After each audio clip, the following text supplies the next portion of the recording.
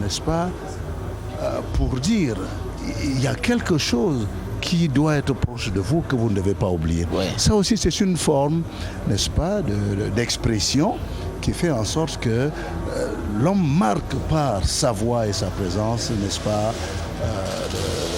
le chant musical. Voilà.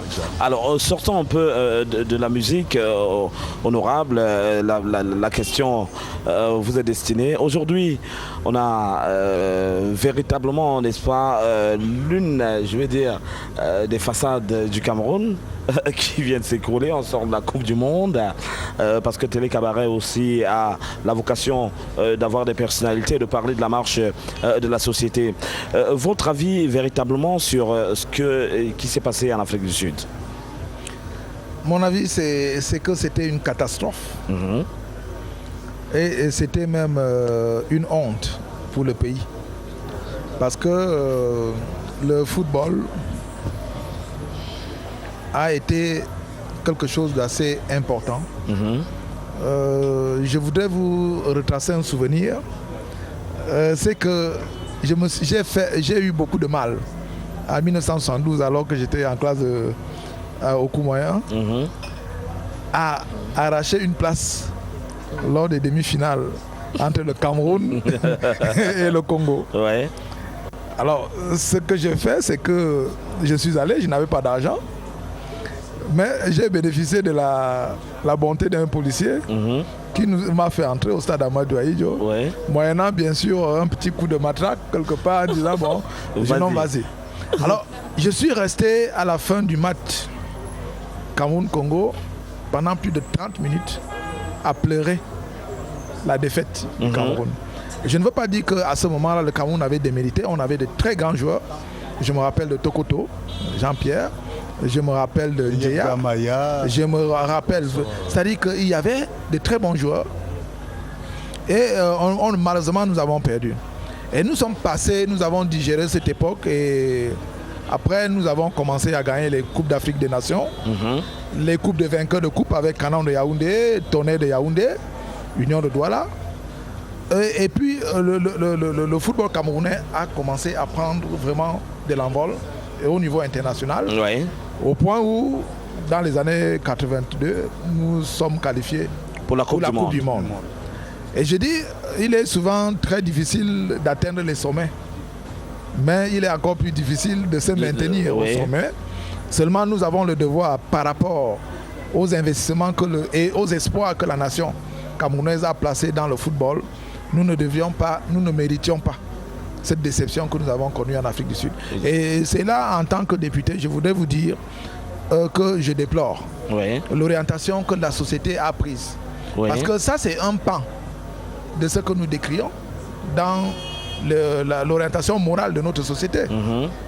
Lorsque ces grands joueurs jouaient, les Tokoto, les Mila et autres, et combien il y avait d'argent en termes de primes Est-ce que c'est pas l'image de la marche du monde? Combien il y avait d'argent là-dedans?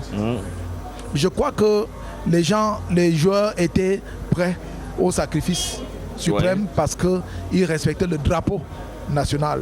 Il y avait une fibre patriotique. Le Lion Spirit, Fighting Spirit dont on parle aujourd'hui, c'est l'esprit patriotique. Un point très.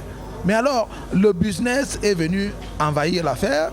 La fémanie, moi je vous dis, la fémanie est entrée dans le football. Dans la FECA Foot, elle s'est installée. Et ce qui est déplorable, c'est que personne ne veut changer. Je dis, moi, si j'avais la décision à prendre, j'aurais fait comme le président nigérian. Peut-être pas suspendre l'équipe nationale, mais la remettre sur le droit chemin, d'abord en commençant par un service militaire. Un peu à l'image ivoirienne. Service civique. Parce qu'on se rappelle, à un certain moment, il y a un président qui avait accueilli son équipe qui rentrait de la compétition. Ils ont d'abord fait quelques jours. Le président ivoirien, Robert Rie. Je crois que c'était pas les Camerounais l'auraient aussi mérité. D'accord. Non, en fait, c'est ça mon avis. Mais la société, nous devons redresser les choses et l'État a le pouvoir de le faire. Je crois que les députés ont fait leur travail en interpellant vivement le ministre des Sports. Oui. Et nous attendons le résultat de cette interpellation. Alors, M. Sechomba. Oui, moi, ce que je peux dire, je suis déçu parce que ce n'est pas seulement dans le football qu'on observe ce genre de désordre.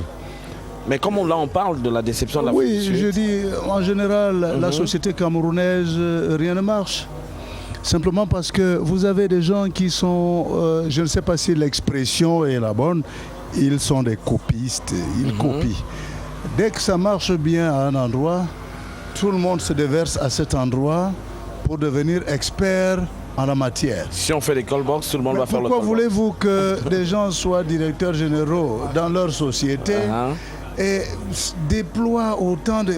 pensent qu'ils peuvent déployer autant Pas d'énergie d'énergie. qu'ils la déploient pour faire marcher leur société que pour le football dans lequel ils s'en vont. Mais si, je pense que si et seulement chacun restait à sa place, les efforts que nous déployons pour détruire sont plus denses que ceux que nous pouvons déployer pour construire et bâtir ce pays. Oui. Et une Coupe du Monde, mon cher ami, se prépare pendant... C'est maintenant que les autres ont commencé à préparer leur prochaine Coupe du Monde. Nous, nous sommes encore là, en train de balbutier. En Alors train de se demander, on démarre en alors septembre. que les autres ont déjà démarré en réalité. Ils ont déjà démarré. Mais alors, comment voulez-vous être surpris? En plus, il faut être sérieux. Nous ne pouvons pas... Chez nous, nous n'avons pas un championnat attrayant. Je me souviens, comme disait monsieur le député, lorsqu'il arrive, nous pensions seulement qu'il y a un dimanche qui arrive et qu'il y aura un certain canon tonnerre ou canon union diamant. Tous nos esprits étaient déportés au stade à 10 heures. D'ailleurs, tous nos programmes étaient faits en fonction du dimanche. Du dimanche, oui. Ça veut dire qu'on se retrouvait, on échangeait, on rencontrait les amis qu'on n'avait pas vus depuis. C'était toute une manière de vivre. Aujourd'hui, lorsqu'on me parle de sport, on me dit qu'il y a une fédération qui existe. Moi, je me demande, est-ce que cette fédération ne doit exister que lorsqu'il y a la Coupe du Monde ou la Coupe d'Afrique? Parce que, comme disait monsieur le député, c'est un business. Je dis, vraiment, il est temps d'arrêter. Regardons-nous en face, soyons sérieux, remettez les choses, que chacun reste à sa place. The right man in the right place. Alors, pourquoi? Et c'est ainsi qu'au Cameroun, chacun est devenu journaliste. Ouais. Moi, je ne suis pas littéraire, mais on nous a quand même appris à l'école. Il y a des fautes de syntaxe, des fautes de grammaire. Nous lisons tous les jours dans les journaux. Moi, je ne suis pas fier parce qu'il faut se dire qu'il n'y a pas que les Camerounais qui lisent les journaux que nous produisons. Il y a des étrangers On ne vit pas en qui lisent. héritage au Cameroun. Ils mettent sur le net. Vous vous rendez compte? Dans la rue, vous voyez comment les taximans se comportent. Il est pratiquement torse nu, et il a une culotte, il a une brosse à dents et une serviette autour du cou, et il transporte des étrangers, il les ramasse depuis l'aéroport. Quelle image nous donnons de notre pays? Donc c'était pour dire qu'il n'y a pas que le football. Certes, nous parlons du football. Je suis complètement déçu et pourtant, je suis optimiste parce que je sais que beaucoup de choses vont se passer. D'accord. Alors, permettez, n'est-ce pas, chers invités, parce qu'à l'instant, elle est chorégraphe